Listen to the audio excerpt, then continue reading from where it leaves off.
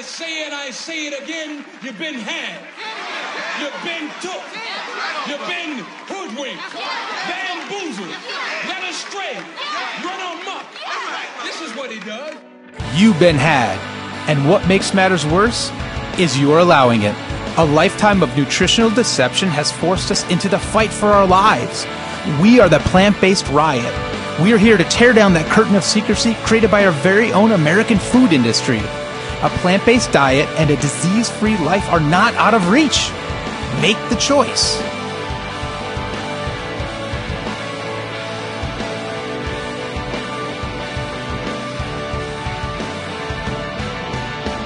Wow, guys, this is going to be a great one. A quick intro to our audience members here. Please, as we start evolving and trying different formats of this podcast, we got this going on YouTube as well. This particular episode is somewhat of an opinion piece, so please, we encourage you guys to reach out and email and let us know, what you're thinking, where your mind is, and this only helps keep the conversation going. Please reach out to myself, Mike, or Brian. My particular email address is dfarnhamriot@gmail.com, Mike Wood, Farmer Mike, mwoodriot@gmail.com, and Dr. Brian K. Blackburn, sorry, whoa, I just messed that up, Doctor. It's okay, it happens. bblackriot@gmail.com. All right, so the episode that is super timely at the moment right now, and I can't wait to get into this. Double vegan style to go please is the name of our show here, and we're kind of looking at these fast food marketing, fast food chains that are marketing like the menu hacking free options. But does that mean it's healthy? Like I'm looking at it like this, of course, with you guys. We're basically today we're talking about plant-based fast food. And the rise that's going on in society right now, and the fact that they're trying desperately to keep from running out of business. Society is paying attention to this. Now what? Vegan in and out? Like I said, personally, I'm not that lucky. So here we go, you guys. First of all, we're going to plug our main sponsor, Whisper Farms. Mike, I'm just going to cut to it. What do you got at the Atwater Village Farmers Market this weekend? Anything new you're growing in the market? And spring is here. I have a lot of celery that's available. Celery microgreens, way tastier when it's small like that. And you've got some vasodilation going on when you eat celery. So bring it! Wow. Yeah. All right. And then we're getting into strawberry land up here a little bit. With some of these strawberry towers. It's gonna be and this nutrient film technique garden that we inherited, and we're trying to make that. So we got some lettuces coming up. Yes. Yeah, the strawberries are surprisingly productive. I mean, they're really blowing it out of the park. I'm amazed at how much we're getting. Good. So. Well, guys, as you can hear, we're out here in the garden, and we got a little fire going out here, and we're just kind of hanging. So you might hear some coyotes or dogs barking or something. Hopefully, no bears are happening tonight. We're recording this at night. Normally, we're in the morning, but we are at the night. So we are the Plant-Based Riot, a weekly commutable length, evidence-based call to action conversation about living a healthy and disease-free life. Follow us on the old Instagram at Plant-Based Riot. Visit the Facebook page, Plant-Based Riot. This episode will also be available on YouTube at the Plant-Based Riot. My name's Dan. I am a father of 3 and have an amazing plant-based vegan wife, and the kids are all plant-powered, and up here, with Brian's family, occasionally cutting the garden as we all are, and that's our life up here. Yeah, it's simple. I'm Mike. I'm the plant hustler.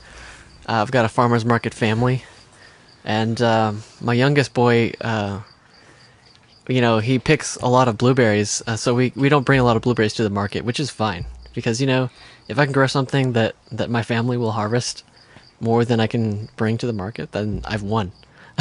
And your oldest boy is now working for you part-time, is that right? Yeah, my oldest boy, he's helping me a lot with cutting greens too. That's awesome. So, yeah. First job. Yeah. I'm Brian. I'm a metabolic scientist, father of 3 as well. My son Cole just lost his 3rd tooth yesterday. Do you know what a tooth is going for these days with inflation? 95 cents. $10. The kid got $10 for his front tooth. Can you believe that? Maybe it's a California thing because everything here is so expensive. Give me a hammer. So yeah, so now my daughter. So I took my son out today to get him something for his $10, and my daughter Bella, she's just like, "Well, can I get something?" I'm like, "Well, yeah, I got to knock one of your teeth out, and then you can get whatever you want." She goes, "Okay, go ahead." Nice. Dedication. I'm just kidding. I don't have to knock your teeth out. So I've been eating beans and not beans for the past 24 years. So 24-year vegan now, and raising the plant-based family, toothless plant-based family, and doing that with my lovely wife, Susan. And I want to thank Mike for bringing me this 3-pound onion that I have in my hand right now. They are big. What kind of variety is that? Just a standard white onion. Here on for those of you following along at home or on your phone on the old YouTube, look at the size of these things. Those are huge. Mike showed up and he goes, "I brought you something," and he pulled out 2 giant onions from his pocket. It's the first time I've ever received an onion from a farmer like that before. Well, Mike does routinely show up bearing fruit, so this is a really cool thing. The root kind. The root kind.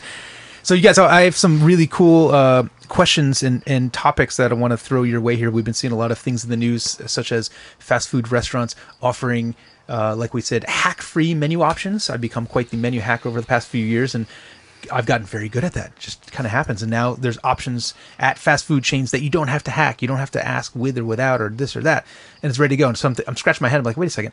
Do vegans and plant-based people in our world, are we actually going to fast food restaurants?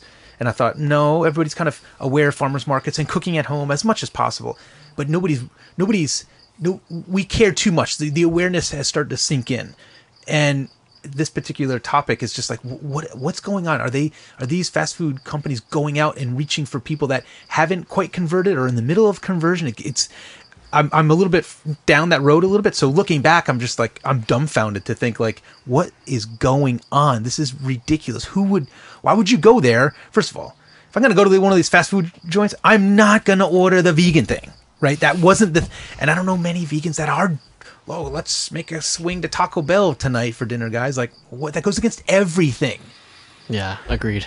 Right? So how did fast food become such a social icon, Mike? You're always good with the historical tidbits. Like how did fast food, I'm trying to lay the groundwork of why this is happening this week, decades ago. Well, I would say a lot of it has to do with warfare. World War II, and the mechanization of farming, and winning the war was about, a numbers game. So growing the most food to feed the soldiers, being able to package and mass produce food that could feed the soldiers and win the war. And that translates to, after the war is over, we have all these manufacturing processes still going. So we might as well just start feeding the population of the country. That was the same thing with dairy as well, right? The explosion of dairy in general. All these things hinged around. Yeah, that's how dairy made it into schools. Like the government had this like surplus of dairy products and they didn't know what to do with it. So they're just like, okay, well, let's start integrating it into the school system. And then we start to see those little dairy packages, those little cartons start making its way into the school. So you gotta have 2 forms of protein at a public school. So most schools have regular low-fat milk and chocolate milk. Yeah. So those are your 2 proteins. Yeah. Wow. And I think there was a lot of things that were attractive about like the fast food restaurants, especially like in the 50s and 60s when they came about. I mean, they literally exploded from coast to coast, right? You had these chains coming up that like standardized a menu, right? So it took like the thinking out of making dinner, right? Like, I mean, think about like what we do on a week-to-week basis. When you have to cook every week, I'm like, man, what am I going to make this week? And how am I going to change that? And so they really like just limited and standardized the menu. They made like easy recognizable logos, right? They put a lot of money and time into these logos. So they started branding. They started marketing, and they had these advertising strategies just to kind of grow the business and grow fast food. And, it really kind of set the stage for like American comfort food, right? Like it literally became the new comfort food. The golden arches are like giant bosoms. Yeah. And the toys in the kids' meal that Toys. bring kids happy feelings when they're young, and then when they're adults, they'll return to McDonald's. And like prior to like food. the late 90s, I think most people thought that fast food was wholesome. And maybe that was something to do with the marketing and the colors and the playlands and the toys. And, you know, it was really thought to be like wholesome food and wholesome meals and a wholesome experience when you went with your family. And, you know, I mean, I remember when I was growing up, you know, my parents still are like meatosauruses. And my parents, every Friday, they would take me to McDonald's. And I was so excited to go. Like it literally became like an excursion that I was excited to partake in. So whatever those companies started doing, right? It works. And that's not even like talking about what's in the food, right? The high sodium, the high sugar, the high fat, the things that make it very attractive to the palate. Just the experience and the smells. And I mean, I remember that, what was that pop that McDonald's carried, the orange one? Nobody else carried it. Fanta? Was it Fanta? I don't know. Orange Crush. It was something like that. Yeah. Like Orange soda. I was like, you just wanted that all week long. So yeah, they really did a good job at like making these places like an American staple. So Yeah. I remember when I was a kid, I used to order the same thing at McDonald's. Like there was 1 week when we had McDonald's every day for dinner for an entire week. You still remember it? Got to think, like I'm growing up with my mom. She's a single parent, you know, doesn't have a lot of time to cook. And yeah, I ordered the same thing. It was a McChicken fillet with an orange soda. Nice. so, but Just awful. you think about that as parents, right? Like that, there's a whole other facet to it. Is, you know, fast food is affordable, right? They make it affordable. So you have the affordable prices, which are attractive to parents. Right. You know, they offer like a super convenient dining experience, right? You don't have to go shopping. You don't have to stand by the oven. You don't have to do dishes after you're done cooking. Mm-hmm. You know, so they brought the kids in by offering toys and, you know, the playland, and they brought the parents in by, you know, saying, hey, we got this affordable meal and it's super convenient and we know you're busy and your time is important, so just come through the drive-through. And they had all these different facets to market and make it even more popular. So Sure. they really did a remarkable job of growing their business. And it's been ingrained. Yeah. And now I think we're starting to, awareness is leaking out. And you're right, in the 90s, it wasn't really demonized. I don't remember it being a bad thing, but right in the late 90s and 2000s, it seems like people knew, but we kind of still did it. We kind of still went the fast food route. Well, and I think, you know, when diabetes and cancer and some of the metabolic syndromes started coming about, like in the late 90s and early 2000s, that was a result of people, you know, splurging on fast food 10 to 20 years earlier. So, Sure. you know, we didn't really know what that type of diet was going to do to us as a society, like, and how much these fast food companies really changed America as a society. Well, you talked about the health factors. Is the fast food lifestyle synonymous with poor health, and why is this? And the next question I want to find out is, can it be healthy? Like, that's ultimately where I'm going. Dan, Mike, do you want to take this? Yeah, I'd say, you know, like your typical fast food restaurant, it's not, they don't cook food, they heat up food, right? So it's not Okay. an eatery, it's a heatery. Ah. And so I would say inherently, most fast food restaurants are not, they almost can't serve healthy food, mainly because they're not set up that way. They don't cook anything there. They don't use fresh ingredients typically. Or if they are, they're pretty stale or frozen or flash frozen or freeze dried, come out of a tube and they're microwaved. and fried. So I would say you can't really expect a fast food restaurant to give you healthy options, and you shouldn't expect them to. You shouldn't, like even if they start coming out with healthy options, I don't think that should be Why you go there? why you would go there. Yeah, I mean, in a sense, if a fast food restaurant is going to try and make something healthy, you could, for far less money, make it at home yourself, and it would taste way better. So why would you want to waste your time on that? That's the thing. This stuff isn't that expensive, and it's all the stuff that's coming from the fast food world is subsidized to begin with. So, like, this isn't a long-term plan. This just seems like some sort of a gimmick, right? You don't go to a fast food restaurant to get a salad or to get some cooked beans. Okay, so like when I think of fast food chains that actually come close to being healthy, I would say those would be places like Chipotle and Panera Bread. But at the end of the day, like, what I really like, if I'm going to go out to eat, I don't think, what fast food restaurant am I going to? I think, what sit-down restaurant am I going to? Like, I would make time for those kinds of places because those are actually worth eating at. Like, get some really good vegan Indian food, like at Mint Leaf. Or a little on the cheaper side, go to Namaste Spiceland.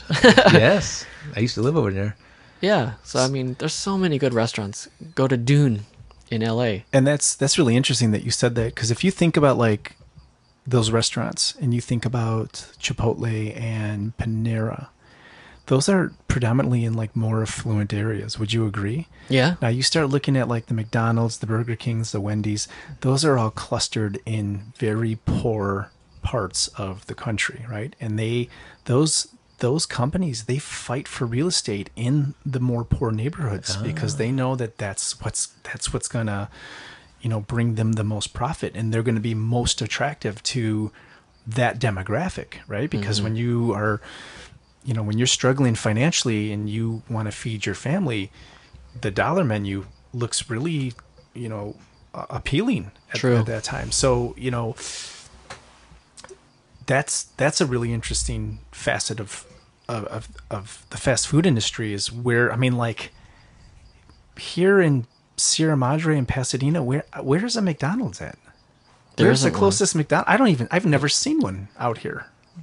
Yeah. Like, I can't even think of where one's at. They're kind of buried. I know there's Whole Foods and a lot of expensive Thai restaurants and places where you go to sit down and they make the food al dente and, fresh, and it's fresh ingredients. So, yeah. So, and in addition to, what Mike had said about the heatery, I mean, you pick up any published article in any scientific journal and you'll see that, when you're eating fast food, you're taking in a tremendous amount of calories. You're heightening your risk for heart disease and, increasing your potential for constipation. Mike, why constipation with fast food? You say this every episode. Because there's no fiber in there. There's no fiber, right? All the fibers, the food's so denatured, there's no fiber whatsoever. Skin issues and skin irritation and inflammation of the skin because of the high carbohydrate and high sugar content. So, you eat a lot of fast food, you can have skin condition. Memory and cognitive impairment. So I read a paper not too long ago that said if you increase your diet, you increase saturated fat by 1.5 grams a day, right? Which isn't much. You increase the risk of depression 48%. What? Yes. If you have a diet that's rich in unsaturated fat, you decrease the risk of depression by 30%. So there's this, like, all these cognitive disorders that are associated with saturated fat and fast foods. Wow, I didn't know that. Kidney issues, if, you have a lot of sodium, what does fast food have? A Salt. Tremendous amount of sodium, right? So you're going to have kidney complications from that. So you're eating, like, oftentimes too much protein, and you're getting dehydrated. Yeah. Which is a recipe for kidney failure. Yeah. Eventually. And weakened bones. So high sodium is not good for your bones. I think I have this here, like a Big Mac, 970 milligrams of sodium in a Big Mac. And the American Dietetics Association says we should not have any more than 300 milligrams of sodium a day. Whew. So that's 3 times the amount Oh my in one meal. Not even one meal, just like one part of the meal. So this is where dialysis comes in down the road. This is where a lot of complications comes in. So, it leads to obesity, and we know that with obesity, we have changes in hormones and changes in insulin, sensitivity and insulin resistance, and all sorts of complications come with that. So, to answer your one question is, can it be healthy? I did some digging for you guys. Ooh. So what do you guys tell me what you think? Can these options be healthy? Dan, I want to hear from you. I want to hear what you think. So I'm a little jaded here. First of all, I broke the habit of going to the fast food joints to begin with. I'm not going to go back for something that I know I can make better at my house. To be honest, I'm no chef. I'm no cook. I'm not trained. I can make the meals I'm making now are like that. They just, if I had blind taste test, I'm very impressed with myself. Right. So there's some cool stuff happening in the kitchen with very little input other than the knowledge of don't do this. Right. So I'm in that. I don't think so, man. I would not, based on eatery heater. Like, there's no way, dude. But what about the convenience of it? Like, has there ever been a day where you're like, oh, it would yeah. be so much faster to run to Taco Bell, get a bunch of bean burritos with no cheese, extra sauce, extra onions, and just be done with it? So you know what? Yeah. There was this. The first year I was doing this, Yeah. I remember telling you guys a long time ago. I was on set one day and like, oh yeah, you know what? Like, it's 2 a.m. We're wrapped late, nothing's open. Oh, Del Taco, if you get their burrito, whatever, without the cheese, it's vegan because it's not meat, it's actually soy. And that was the first. I was like, what? That's not advertised. I would never do that. Yeah. Sure enough, went to the drive-thru. She's like, oh yeah, it's cheaper that way. I'm like, what? This is crazy. So there's your menu hacking that you were yes. talking about. Right? So we did that. I don't know. Did that answer that part or not really? So what about you? What do you think? I don't know. I mean, I'm thinking like the tortillas, like those tortillas, they got trans fats in them for sure. They do. They absolutely do. I feel like there's just no way around it. Yeah. But like, a tortilla, like at a fast food restaurant, it needs to be able to keep, right? They can't be, they don't have the resources to make tortillas fresh there, right? And so, yeah, I mean, I feel like, I'd rather starve than go to a fast food restaurant. That's the thing. I've learned to skip that meal. Like, I've learned to, like, no, I'm trying not to eat after whatever, 7, 8, 9. And then after meeting you guys, it's better to just skip the meal because you're eating so much to begin with. Just skip it and move to the next day. And I tell you what, not a bad choice. Go. So if you think about the facility, the restaurant, okay, right? They're cooking your food the exact same way they're cooking everything else. All right. So let's talk about like KFC. KFC has a new vegan chicken sandwich coming out, right? I just saw that. Right. I sent you guys that picture. And they're not going to grill this patty. They're not going to bake it. They're going to batter it and they're going to deep fry it. Right. Wonderful. So calorically, it's going to have the same value as a piece of chicken. Right. But if this is a soy patty, we talked about in our soy episode, American soy might not be the healthiest thing for us, right? So now you're deep frying soy, which soy absorbs everything, right? That's why. So it's probably going to absorb even more oil than a piece of chicken would, right?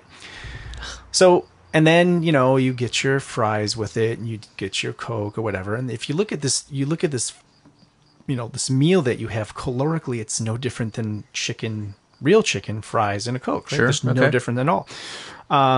So I think we have to face the fact that the healthier choices are not really healthier. Because it's the same calorically. Well, it's being cooked the same way, right? They're not offering, like, if you go to, say, Sonic, right? I don't know what Sonic carries, but let's say they have a veggie burger, right? And then they put cheese on it. It's not vegan cheese. It's regular cheese. And then they put mayonnaise on it. Now you got all these fats being stacked on this veggie patty, and it doesn't change the calorie content. And it's not like they're offering you steamed broccoli as a side. They're offering you the fries and the everything else. So it's not really much healthier because a calorie is a calorie, whether it's coming from a plant or, I could eat a bowl full of broccoli and drown it in ranch dressing. And because I decided to put the ranch dressing on there, the calorie value is going to be the same as if I had a cheeseburger, right? So a calorie is a calorie. So I did some digging just to see if I had any validity to this. So let's talk a little bit about Burger King, because we don't pick on that place enough. So let's pick on the good old BK. So gentlemen, a double cheeseburger from Burger King. Guess how many calories? 650. 700. 400. Okay. Okay. So a BK veggie burger, guess how many calories? Now they're veggie burgers made from oats and beans and other things. Guess how many calories? 400. 400. You got it. Same thing. Same thing. So let's look at the cholesterol. How much cholesterol is in the double cheeseburger? It's 100 and... I'm sorry. Hang on. No, calories from fat. I'm sorry. Double cheeseburger, 190 of those calories come from fat. The veggie burger, guess how many calories come from fat? Mike, I'll let you take that.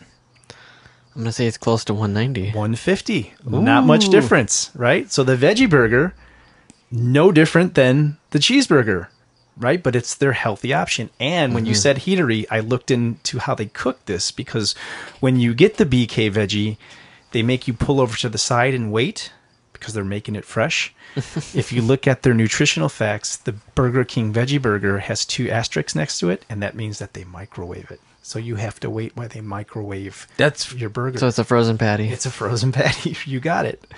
Wow, you did do some And baking. it doesn't stop there. Let's talk about the Beyond Burger at Carl's Jr. This is all the hype. All right. So, gentlemen, Carl's Jr. has their famous Star with Cheese cheeseburger.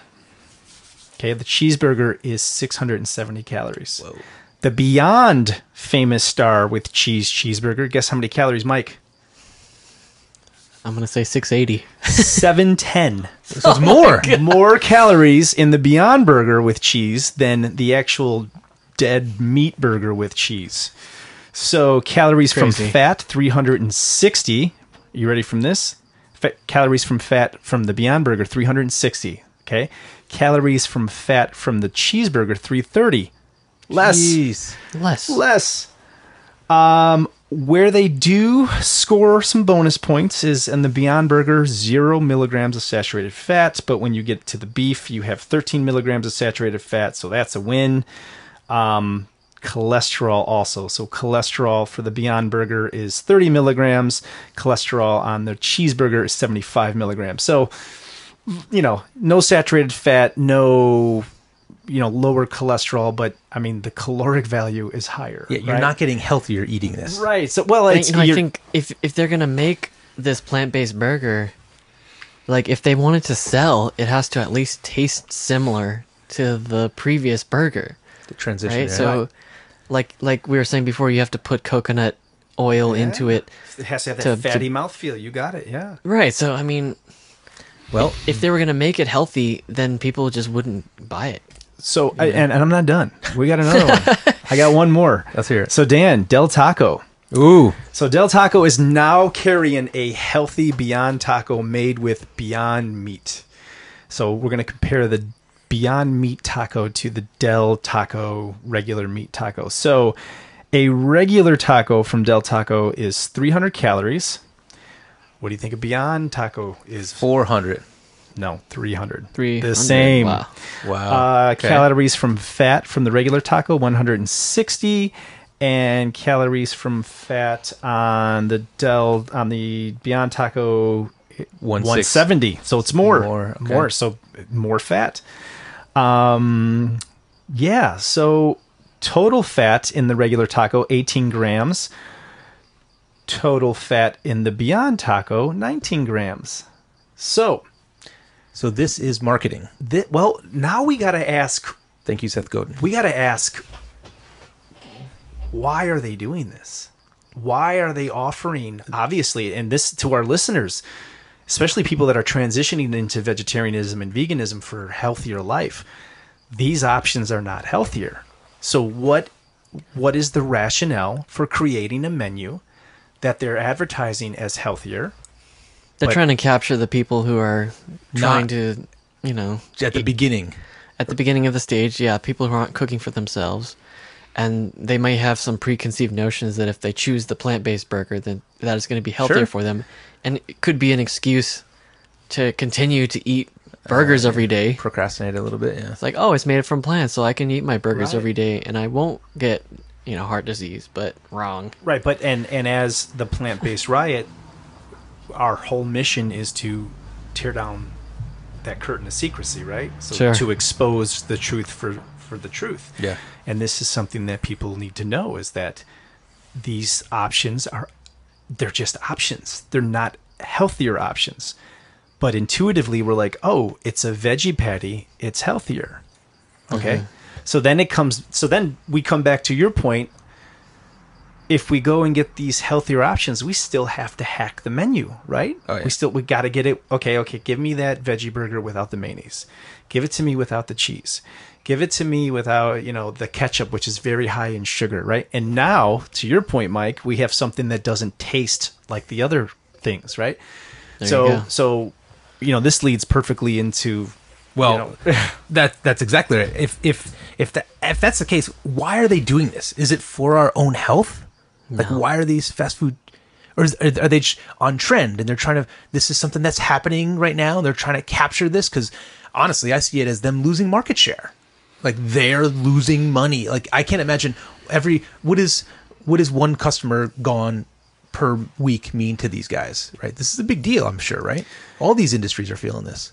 So I know that the Carl's Jr. in Sierra Madre has been out of the Beyond Burger Wait, where is this? over by the GameStop and the Best Buy. And, Like the Hastings Ranch Yeah, area? yeah. So they have been out of the Beyond Burger consistently. Sold out. Sold out. So like the hype is working. real, right? So what is the reason? What is the reason for all this? It's for the love of money, because money is the root of all evil. This is nothing more than profiteering by these companies because the market is diverging, right? There is, especially in California, there is a rise in veganism and vegetarianism and more health conscious eating. And these companies are starting to see it. And they probably saw the wave with the milk alternatives, right? We had, milk's down 40%. Alternative milk is up 60%.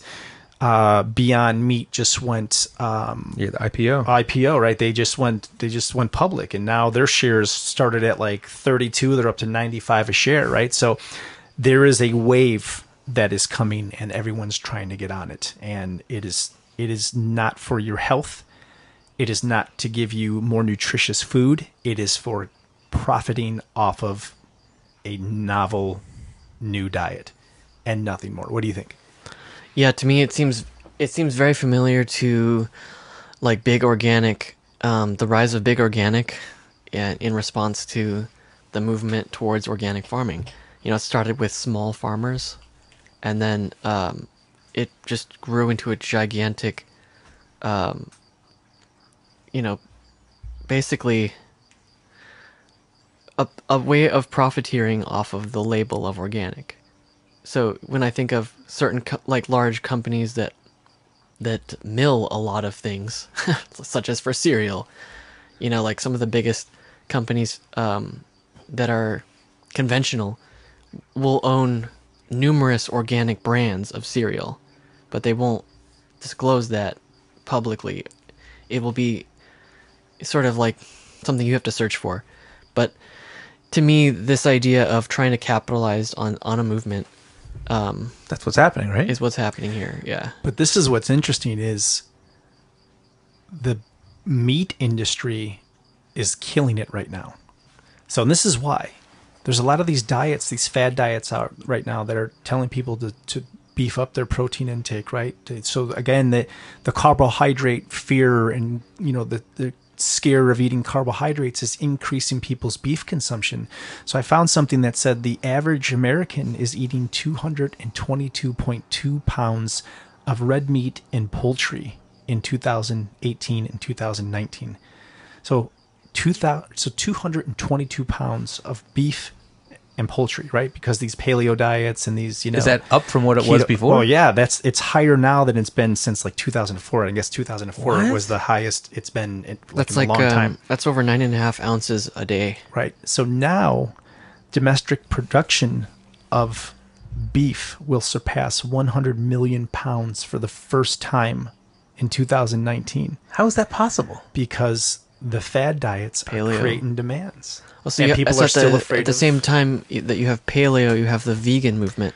So Right, you've which got is fast also food on the chains- rise. Fast food chains are serving both ends. They're capturing both markets, and it's a diverging market, right? It's like night and day. Like, I don't want any meat, give me extra meat. And they're saying, fuck it. We'll capture both markets. Like, why not? Right. So, And they don't have to really change anything. yeah. No, they just bring in a fake meat and cook it the exact same way they cooked everything else for the last 30 years. Right. Wow. So then we ask ourselves the health question. Is it healthier? Absolutely not. Absolutely not. So, Yeah, like obviously meat should be considered a luxury food. Not only is eating meat, especially 9 ounces of meat a day, not sustainable for the planet, but not sustainable for a person. And I think of it like you wouldn't eat cake every day, right? If you eat if you're eating a cake every day, people will say, "What's wrong with you?" You're gonna get diabetes or something, But like eating meat every day is somehow acceptable. right. So like to It's me, kind of the norm. I'm surprised. I thought that by now the needle has to have been moved. Well, this is what's interesting. I found this too. The demand for meat-free food increased 987% in 2017, and going vegan was predicted to be the biggest food trend in 2018. So now you have an increase in the demand for meat-free foods, an increase in the demand for actual meat, and these companies are saying like this is a gold mine. Like this is, and it's not healthy. It's literally going to make us more sick because now the vegans Faster. Now the vegans are going to the fast food places to get these options. Hopefully they're not. Hopefully, the people who are trying to transition into veganism are using these foods as kind of a crutch to kind of make their way over to what we're eating, which is just vegetables in their natural form, right? And if I could throw this out to you guys at home listening, just send us an email. Let's hear your stories on your transition stories, and if this topic falls in line with what you've learned or not. Yeah, and do some of your homework too. We would like to hear from other people doing research on some restaurants. I mean, like Taco Bell is now making a meat-free option out of oats. And like I said, KFC and In-N-Out is probably going to happen very soon. And that everyone and right now, I know Wendy's is doing market research on a black bean burger. So all these places are now doing market research on different veggie patties. I know Burger King is doing the Impossible Burger. They're putting it in a couple of restaurants now just to see how it sells. If it does well, they hope that like by 2020 that it will be in every Burger King across the country, right? Wow. So I don't say that it's not going to make it. I would never go back to, let me try this one. Let's try. I'm just like, you've already to broken me, like that. if you're trying to have a plant-based diet, the idea of going to a fast food restaurant is confusing to me because it's more than just a diet; it's a lifestyle, Bingo. right? So if you don't have the time to cook for yourself and you have to resort to fast food, that's what needs to change. What do you need to do to give yourself more time? Reinvent your life so that you have the time to spend at home with your kids. That's what it's about. and this kind of goes back to the lectin episode where you said, I think Mike, you said that people just aren't cooking anymore. They don't know how to cook, and they're not, cooking is something that we've kind of lost touch with, right? Yeah. So, our inability to cook and prepare meals and flavorful meals and diversify our meals, it makes these places more attractive, True. because it's like, okay, I can just go through the drive-through and be done, right? And be full and have food that feels really good in my mouth and makes my palate happy. So Well, you're talking about restaurants. How you like to go out to a restaurant, not go out to a fast food night. Throw this your guys' way. What do restaurants look like in the future? Haha. Yeah, I mean, based on all this stuff happening and Like, the lifestyle. I have a friend who's telling me he wants to do like a food truck that's based on a small farm.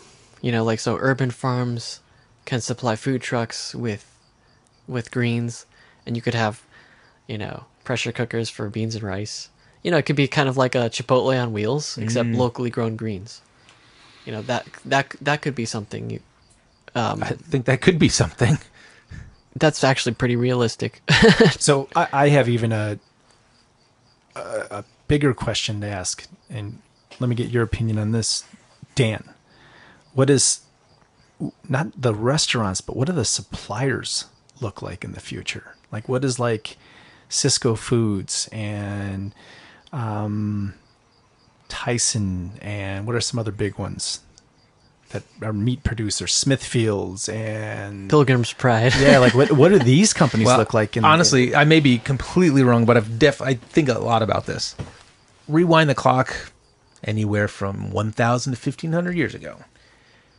The food that people eat within a particular region, a la neighborhood or county, is grown within that county. So you're not getting things from other parts of the world coming into that. Like, so that particular line of health is already there. People are growing and sharing. People are chasing happiness more than money in the future. Part of that is a lifestyle. Part of eating in a certain way is a lifestyle. So you get a certain kind of less stress, less sadness, more brain happening, and the sense of community, a la the Blue Zone pieces in our lives, in our world.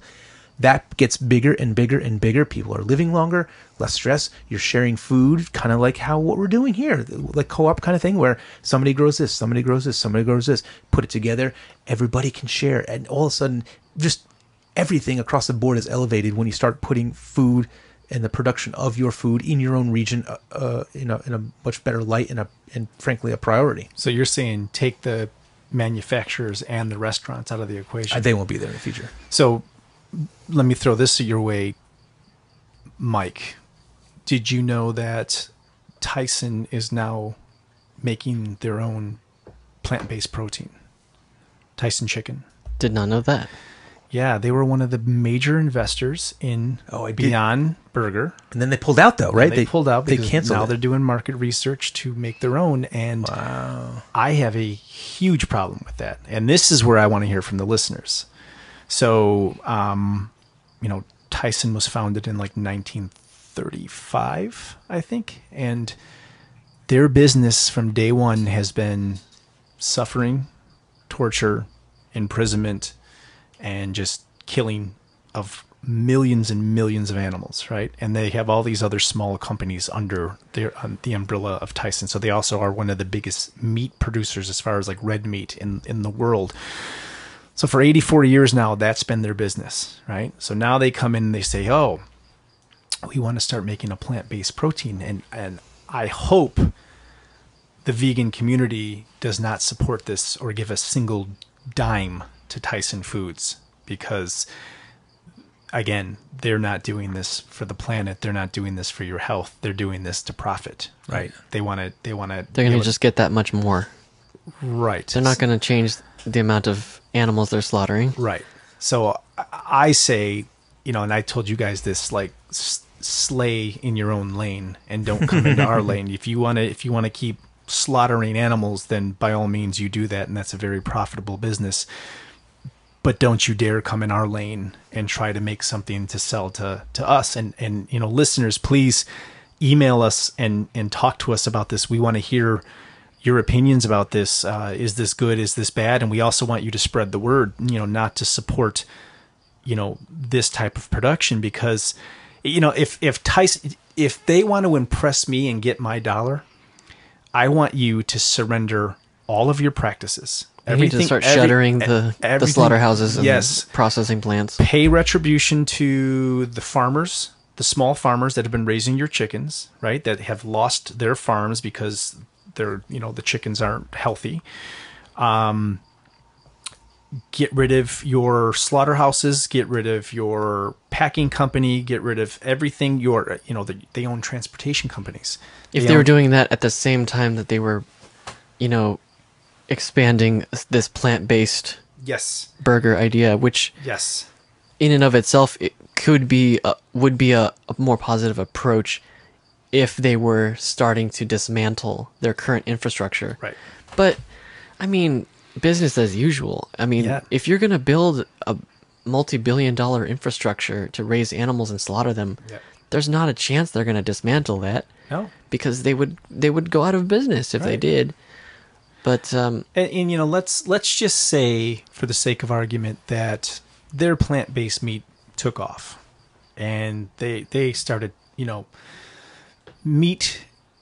people purchasing meat in this country started to decline. okay, so people just buying the plant-based Yeah, burger. yeah, yeah. So So no one's buying the real burgers Right. anymore. So what would they do with that meat? They wouldn't slow down production. They start selling it to other They countries. start outsourcing it. You got it. I actually have something on outsourcing. Yeah, They- there's a rising demand for meat in China and India Yeah. as affluence is growing. So, yeah, it's a sad state In of affairs. 2017, beef and beef variety parts were exported at 1.26 million metric tons from the United States to other countries. So you know what? We're not going to buy it here. They're going to send it somewhere else, and they'll happily take it in another country. So I don't know. And you know what was interesting is I found out that Blue Diamond almond milk. Did you guys hear about that? That they had to have a recall. No. There was real milk What? in their milk. It got cross-contaminated because the same company that handles and packages and processes dairy milk also does almond milk. Whoa. So these companies, they have their dirty fingers in everything, right? I don't want my almond milk being manufactured and produced at the same company that you do real Right. milk at, right? Of course, Right. right. Wow. So it's It's the same idea as like, a conventional farmer who grows, corn and soybeans conventionally using all the nasty pesticides, right, and GMOs, and then they rotate the field so that they can qualify for organic status a few years down the line, and then sell it under a different organic label. It's the same, trick of looking at what's popular, and giving it to the people. So if theoretically these big companies, these, that depend on, factory farming to make their money, if they started making these plant-based alternatives and they were successful and they started deconstructing the infrastructure of these, these factory farms, Mike, what sort of impact would this have on the environment? Could we restore the damage that we've done to with factory farms and the soil and the water and the carbon footprints that we're leaving? I would say I'm optimistic in thinking that we could restore it. Okay. Others would say we're kind of in a runaway reaction currently, but I always say that it's never too late to turn back towards restoring the biosphere. I mean, the amount of methane that cows are spewing into the atmosphere is alarming. Yeah. To me, people are scared that we're going to take their burgers away. Yeah. But I mean, what's more important, the planet or you eating burgers every day? Well, if I you- mean, like, if you- even people who refuse to go vegan, like eating a burger maybe once a month or maybe even once every 6 months would be far better for the planet than if you were to just have it every day. I mean, that's a planet killer when you do that, right? So, like, if you really want to appreciate fast food and the junk that it is, have it once a couple times a year. So, like, So for you your don't have- birthday, you get a stipend, and that's the only thing. You get, like, a little ticket. Yeah. And you get to go get a burger on your birthday. Right. Yeah, all right. Like that's something that you don't have to worry about your health over. and it's not going to kill the planet. You know what I'm saying?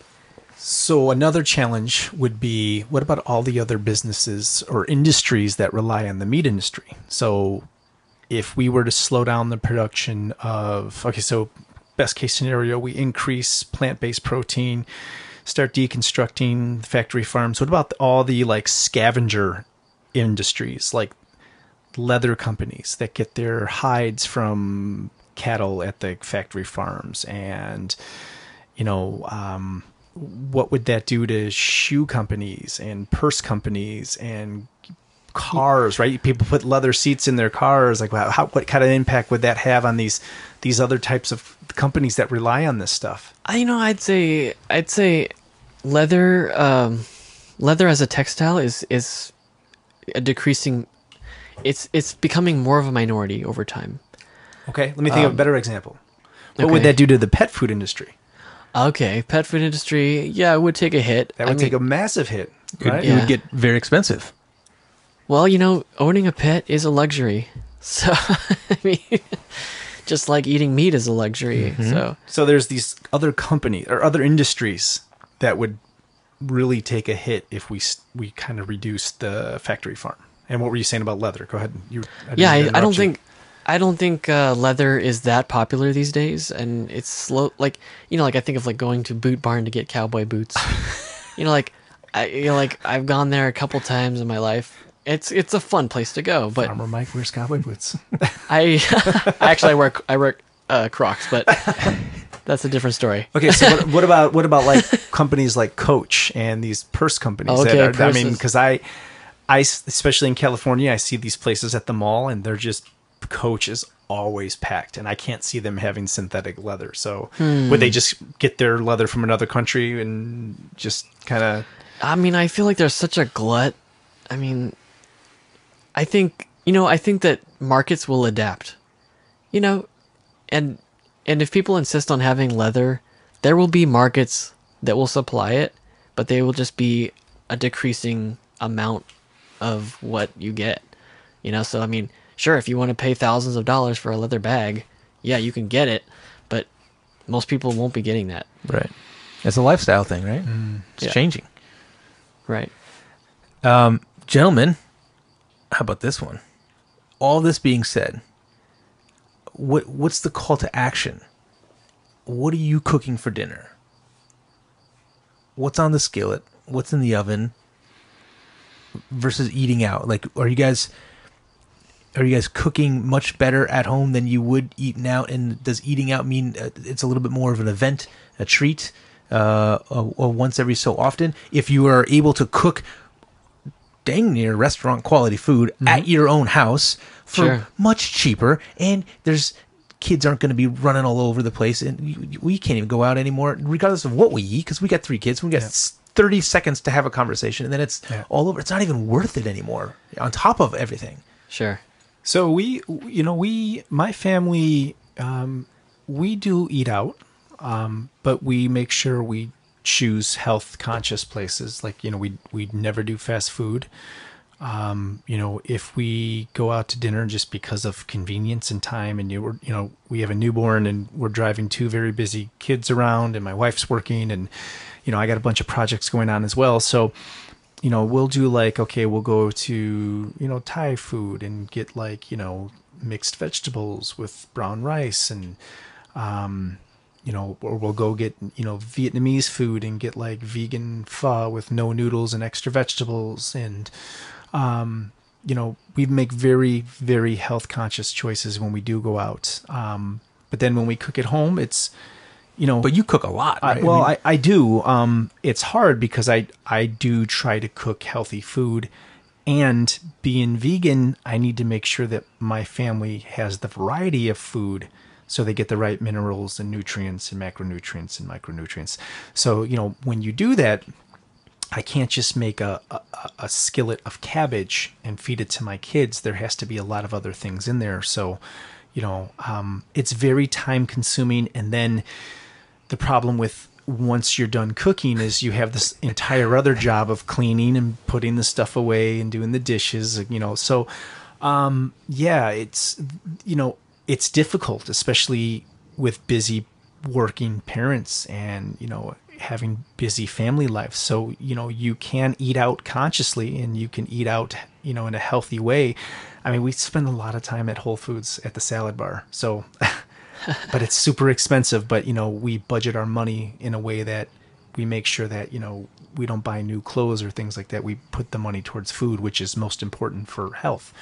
Right. If the other case would be you'd be putting it towards pharmaceuticals down the road. Yeah, exactly. Right. So, when we do kind of talk about our budget and work on, our budget, we do put healthy food at the top of the priority list. And whether that means, buying organic or going out to eat someplace that is healthy, then we do a lot of research when we go out to eat. So there's, fortunately here in California, there's a lot of vegan restaurants and, it's sit down restaurants where they create, they make the food fresh for you and it's not frozen. So and that's what we do. That's cool. Thanks for sharing that. Mike, you routinely send us pictures of what you're doing in the morning or for dinner. And I'm always like, how does he doing this? How does he I don't get know, the time? man. Yeah. He doesn't leave his property, and he's had this amazing looking bowl that's like Instagram worthy. Oh man, thanks.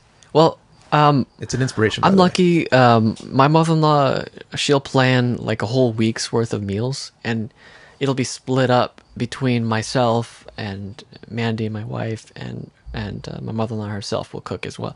So we like to split up the work for one thing. That's really important, especially if what's that everyone's like? busy. I know what. What are you talking about? I'm kidding. Also, so like whenever it's my turn to cook something, like I'll go for the easy stuff, which will be like hummus and pita bread with baked veggies. Real simple, doesn't take a lot of time. Or I'll do corn tortillas with black beans and avocado with pico de gallo and some green salsa verde. That's pretty easy to make, especially if you have an instant pot. Like take your corn tortillas and just heat them up a little bit on the stove. So that they get just a little bit like blackened. Put that really good flavor into the tortilla. I'll do like miso soup with vegan sushi. That's another one I've done. Or I'll do like almost like a fruit dinner where I'll have like an assortment of different fruits. Like grapes, bananas, apples, slices, mango, and like just like a whole bunch of different fruits, right? With a simple salad of like romaine. And then you can have like, nuts, and you can have... How do you incorporate the nuts into something like you were just saying, or how do you guys incorporate nuts into a meal? Well, I mean, they can be really simple. I mean, you can chop them. You can like roughly chop them and use them as like almost a garnish on top of something. So like I make a lot of pesto. And I'll use pestos as a way to kind of compensate for if I want like dairy free, whereas like the rest of my family might want like Parmesan cheese, and I'll just have pesto instead. So it's a great way to substitute at home. Nutritional yeast makes a really good substitute for Parmesan cheese. Okay, in your there you pesto. go. Yeah, because it has that really tangy flavor. So, yeah. Thank you for letting me know that. So yeah, I mean, it's not easy though. I mean, it's a constant amount of planning, and planning is essential to making it work for me. And like I love sweet potatoes, man. Oh my god, and baked potatoes. What was it? Sweet potato you mentioned earlier, the dark one, the darker purple one, right? Yeah, the Okinawan sweet potato, the Blue Zone sweet potato. Blue Zone sweet potato. My wife does that. So my wife's Korean, and she grew up eating just sweet potatoes, like a meal in itself. So we'll always go to the Korean market. She'll get like 10 sweet potatoes, bake them all, and just eat sweet potatoes like people would eat a chicken drumstick. So she's just always eating sweet potatoes. So it's cute. It's really cute. Yeah. So, some of these places, they put healthy options on the menu, right? Like a lot of these salads, you go to like what's a California Pizza Kitchen, right? You go there, there's really not many healthy things you can get there, right? It's a pizza place, but they have a salad there. and it's called the Waldorf or Waldorf chicken salad. And for someone who's going there to eat healthy and you just want to have a light salad, that damn salad has 1,200 calories in it. What? 1,200. Like, you're better that's off. like 2 Big Macs. You're better off eating the damn pizza than the salad. Wow. So then there's some other places. I'm not going to say their names, but what is making me think is that, like, in order to encourage someone to order the salad in the first place and to keep ordering the salad, they have to make it taste good. So they're going to put a bunch of toppings on it that shoot up the calories. Right, and listen to this. Croutons, Listen to this damn salad. Ranch. 60 grams of fat, 13 grams of saturated fat, 2,460 milligrams of sodium. On a salad. Yeah. 83 grams of carbohydrates, 61 grams of sugar. Dang. That's a salad. That's the salad dressing, or what? I don't know. I don't know That's what do they deep fry this thing before they bring it out? So I told the listeners, you have to be cautious of the quote health food quote options at any restaurant, right? So that's the take home, and especially when it comes to this fake meat thing that they're putting into these restaurants to bring in more business, and it's working because some of these places just can't keep the Beyond Burger That's crazy. in stock, and you're literally eating a less healthy diet, as I showed you with that evidence. The numbers. Yeah. You're eating less healthy by eating that than you are just eating the damn meat. And I remember talking to you guys and getting your guys' opinion when I was doing some transitioning here. Once I committed, it was cold turkey, which may be rare, but that's how it happened. And I'm not out there to try to replace meat, whether visually or texture or taste. There's a whole other world, and there's whole countries and continents that eat this way. Yep. And the food that I'm eating in the past few years is. I would never go back just on the flavor profile alone. Yeah. Like my favorite thing that I could ever think of would be like burnt ends, barbecue or that kind of stuff. But I'm telling you what, man, the food that even I'm cooking now is just the taste is just so much better. See, and I think our kids are going to have a different experience, right? Because all of us at this table grew up eating meat. So I think those items that resemble meat do give us some type of comfort, right? Because it's like, I remember I used to eat cheeseburgers, and this is kind of like a cheeseburger, so it's something familiar to me. It's a comfort food. Yeah. But our kids, my kids never had that, so they're never going to have that basis of comparison. It's going to be like I've only eaten vegetables, and I don't know what that is. And so I think that's why for this generation it works. But I think for the up and coming generation, it's not going to be the same thing, right? They're not going to have that basis of comparison. They're like, I used to eat chicken on the bone, and this is a vegan chicken sandwich, so it's very familiar, right? So hopefully, a lot of these vegan parents are given that same message you are, that it's just like, just don't go there. So much better. Just don't. And what are the restaurants going to look like for our kids when they get old? I hope the backyard farmer gardener. I hope that's the restaurant, right? Like, I think this could be a potential business model for the small town neighborhood gardeners. Well, before the Green Revolution, it was always farm to table, right? I mean, that's how it was. Yeah. And that's what we need to go back to. It shouldn't just be these these fancy restaurants that are doing farm to table and charging you an arm and a leg. That's how it should. We need to de-evolve. Exactly. Farm to table. 100%. 100%. Yeah, it could be common to have, veggies and fruit on every corner, but at the moment it's fast food joints. So I mean, it's changeable. Totally. It's really a matter of what community, what you want to build for yourself.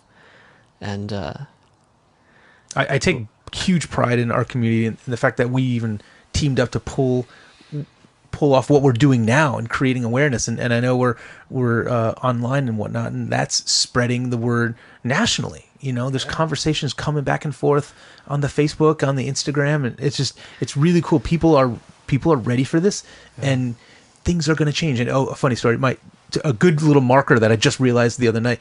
My wife likes the LaCroix, in the cans, right? And my son, I we had a bunch, right? And we gave him one, and he opened it and had the noise and everything. He's like, wow, I've never done that before. And I'm thinking, whoa, like this is like soda pop can 101, and that was the first time. Yeah. It's foreign, right? He's 8 years old, and I'm thinking, whoa, this is the first time he's ever done that. You're like, raising him right. Oh my god, like this is like So I was like, okay, that's kind of nice. I didn't make it a big deal, but I was like, oh, okay, whatever, not a big deal. We don't normally drink out of the cans like that, but he had no idea the Coke and they don't drink that. They think it has this weird taste to it, so it's just completely opposite of how I grew up, and not knocking either way, but just the change is happening in such a short amount of time. I think it's great. I think it will be changing soon for all of us. So. And there's so many recipes, like for what to cook online that, like you can teach yourself to cook pretty easily now because of YouTube and so many, recipes online. Plus, you can learn how to grow food. That's cool. And it's easier than ever, right? So I think those two things are going to become common in the future. Well, yeah, the eating, I can wrap my head around eating differently and cooking differently easier than the growing side of things. I know I'm kind of like a little laboratory guinea pig myself, eating and growing up here, but it's not that hard. But at first it was like, there was a lot of bandwidth that needed to be filled for that, and actually the curve wasn't that bad looking back at it now, and that's why I'm thinking, everybody should be doing this. Like every how easy would it be if you put this in? How easy would it be if you incorporated like how to garden in public schools, and it was just as important as learning math? Should be. Yeah, it should be. It's a life skill. Everyone should learn how to garden. And then could you imagine taking the harvest from that class and putting it in the lunchroom and feeding kids home the very ec. plants that they grew, right? Instead of pizza puffs. Learn to cook at the same time, and then learn to eat as well. Yes. Right. Look at France. Yes. Yeah. I know we're about to wrap up here, but on that note, I did hear being put out in the universe that our school down here, that the reason why we all kind of come to Sierra Madre is because the amazing Sierra Madre Elementary School may be getting its fair share of power. Sun. What is it called? Sun panels, sky panels, solar panels. Solar panels. Thank you. I can't even think right now.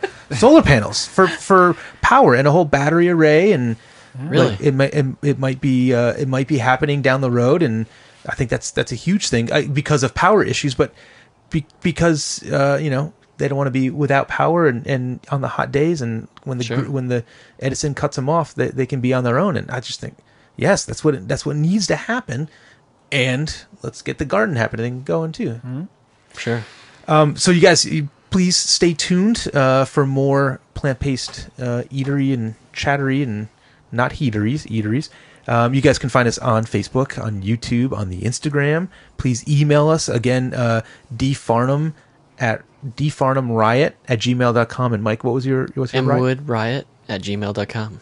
bblackriot@gmail.com. And check in with us, you guys. Please let us know what's going on.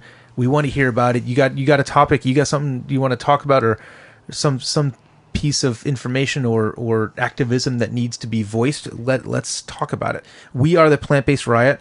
You are making the choice to live a longer, healthier, disease-free life to the tune of, for the male in America, to the tune of 4 years extra if you start doing this, guys. I think women, it's a little bit. Women live longer than men, anyways, which is they need to. Probably a good thing. That's 4 more years of paying taxes. Hey, there you go. Oh man. I know it's a bad. Maybe we should just go to In-N-Out and just get through this as quickly as possible. You really want to live four more disease-free years? No taxation without representation. That's awesome. Thanks again, guys.